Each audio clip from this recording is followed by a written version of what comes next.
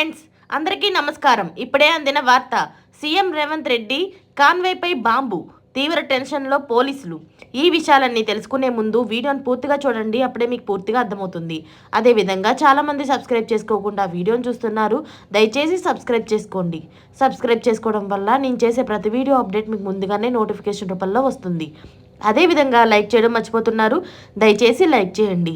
Like చేయడం వల్ల ఇటువంటి ఇంపార్టెంట్ ఇన్ఫర్మేషన్ చాలా మందికి రీచ్ చేసిన వాళ్ళు అవుతాం.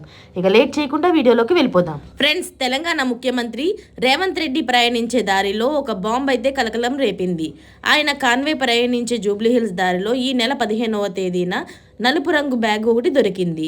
దీన్ని CLW అధికారులు స్వాధీనం చేసుకుని వారి కేంద్ర కార్యాలయానికి తీసుకువెళ్లారు. అక్కడ బ్యాగును పరిశీలించగా అందులో ఒక బాంబు ఉన్నట్లు గుర్తించారు. అయితే అది డమ్మీ బాంబు అన్నట్టు తేలింది. అయితే ఆ ప్రాంతంలోకి ఆ బ్యాగు ఎలా వచ్చిందనే దానిపై పోలీసులు లోతైన దర్యాప్తులు ప్రారంభించారు. ఈ ఘటనకు సంబంధించి 3 అనుమానితులను పోలీసులు అదుపులోకి తీసుకొని విచారించారు. సినిమా షూటింగ్ల కోసం డమ్మీ బాంబులను సిద్ధం చేసినట్టు విచారణలో తేలిందని పోలీసులు తెలిపారు. ఇది తెలుసుకున్నాక అందరూ ఊపిరి పీల్చుకున్నారు. ఇలాంటి లేటెస్ట్ అప్డేట్స్ అన్ని మీరు ముందుగానే పొందాలి అనుకుంటే ఛానల్ని సబ్స్క్రైబ్ చేసుకోండి. అలాగే పక్కనే ఉన్న గంట సింబల్ని క్లిక్ చేయడం మర్చిపోకండి. Thanks for watching friends.